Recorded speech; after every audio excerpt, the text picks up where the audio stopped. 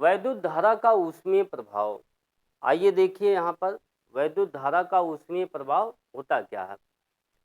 तो जैसे जब हम किसी कंडक्टर यानी चालक को हथौड़े से बार बार पीटते हैं तो कुछ समय बाद हम ये देखते हैं कि वो जो चालक है वो गर्म हो जाता है। गर्म क्यों हो गया?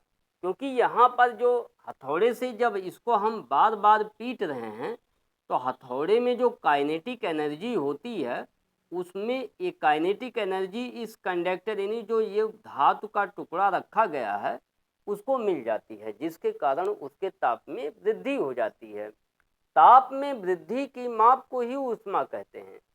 तो ऊर्जा और ऊष्मा एक दूसरे के रूप हैं। तो यहाँ पर जब हम किसी वस्तु को ऊर्जा देते हैं तो उसके आंतरिक यानी उसके आंतरिक ऊर्जा में परिवर्तन होता है, जिसके फलस्वरूप उसका ताप बढ़ जाता है। ठीक है, ऐसे भी हम समझ सकते हैं इसको। तो यहाँ पर जैसे कंडक्टर यानी जो चालक होता है उस चालक में मुक्त इलेक्ट्रॉन होते हैं। ये आपको बताया गया है। किसी कंडक्टर में क्या होते हैं, वो फ्री इलेक्ट्रॉन होते हैं। ये गति करने के लिए स्वतंत्र होते हैं और इसमें आवेश प्रवाह की दर को ही वैद्युत धारा कहा जाता है। यानी मुक्त इलेक्ट्रॉनों के प्रवाह की दर को ही वैद्युत धारा कहते हैं। ये भी सही है। तो यहाँ पर जैसे ये जो मुक्त इलेक्ट्रॉन है जब ये गति करते हैं तो गति करते समय परमाणुओं से ये टकरा जाते हैं। तो जो इनके बीच में जो परमाणु होता है, जो एटम होता है, उससे ये बार बार टकराते हैं। तो टकराने के कारण जो है ये मुक्त इलेक्ट्रॉन अपनी कुछ गतिज ऊर्जा उस एटम को दे देते हैं, जिसके फलस्वरूप जो परमाणु के अनियमित ऊष्मीय ऊर्जा में परिवर्तन हो जाता है। तो परमाणु के अनियमित ऊष्मीय ऊर्जा में परिवर्तन हो जाता है, तो जिसके फलस्वरूप इसका ताप बढ़ जाता है और हम लोग इसका टेम्परेचर बढ़ जाता है, ताप बढ़ जाता है। उसी को हम कहते हैं इसमें क्या हुआ, तार हीट हो गया, यानी ज़्यादा ऊष्मा इसके अंदर उत्पन्न हो रही है। तो यहाँ पर जो ये फार्मूला है, एक जूल नामक वैज्ञानिक थे, उन्होंने बताया यहाँ पर कि 1 कैलोरी बराबर होता कितना है। तो ऊष्मा का मात्रक जो होता है वो कैलोरी होता है और 1 कैलोरी बराबर होता है 4.2 जूल लिखते हैं, या 4.18 भी लिखा जाता है इसको, 4.18 भी लिखते हैं, इसको जूल में लिखते हैं।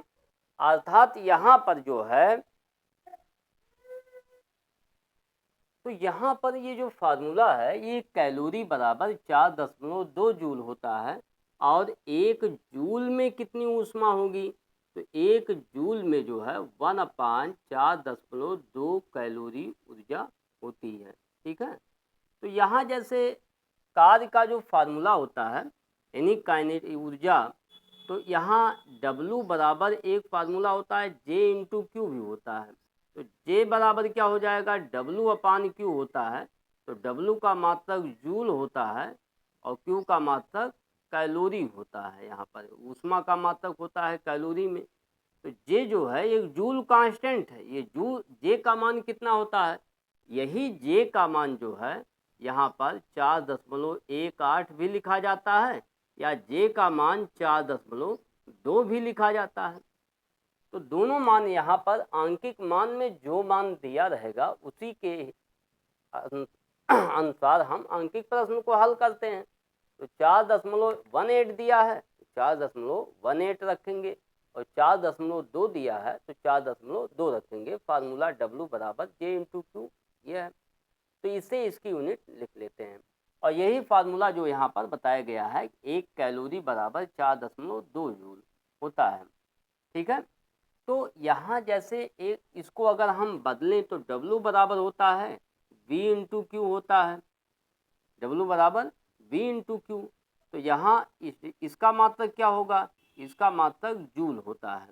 तो यहाँ पर जैसे 1 जूल में इतनी कैलोरी, तो W जूल में कितनी कैलोरी हो जाएगी, तो W जूल में जो है यहाँ पर जो फार्मूला बन जाएगा V इंटू क्यू और बटे 4.2 कैलोरी ऊष्मा उत्पन्न हो जाएगी।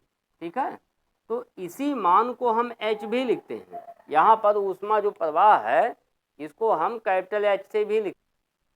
हाँ, तो इसमें जो है ये H इजकल टू हम क्या लिख सकते हैं, H इजकल टू लिख सकते हैं B, और V का मान अगर ओम के नियम से लिखें I इंटू आर, और Q का मान I इंटू टी लिखें तो यहाँ पर हो जाएगा 4.2 कैलोरी।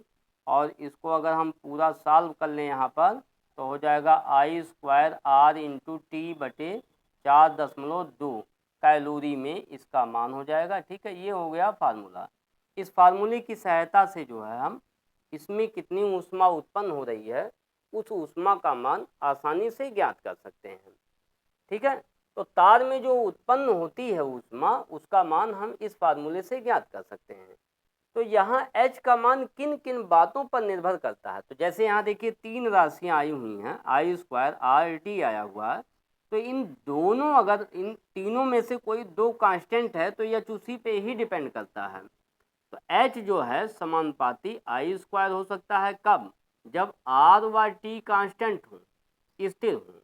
तो R और T जो है स्थिर होगा तो H प्रोपोर्शनल I स्क्वायर हो जाएगा। ठीक है, दूसरा कंडीशन क्या है, यहाँ पर H प्रोपोर्शनल कैपिटल R हो जाएगा। ये कब होगा, जब I स्क्वायर और T कांस्टेंट हैं, ये दोनों स्थिर हैं तो इसके समानुपाती हो जाएगा। और थर्ड कंडीशन ये है कि H समानुपाती T के होगा। ये कब होगा, जब R व I स्क्वायर का मान स्थिर हो। ये दोनों का मान जब स्थिर होगा तब यहाँ पर ये H प्रोपोर्शनल T हो जाएगा। तो जैसे अगर किसी तार में धारा का मान आप बढ़ाते हैं तो उसमें ज़्यादा ऊष्मा उत्पन्न होगी क्योंकि H प्रोपोर्शनल I स्क्वायर होता है। तो अगर आप तार में धारा का मान बढ़ाते हैं तो तार उसी के अनुसार जो है वो ज़्यादा गर्म हो जाएगा।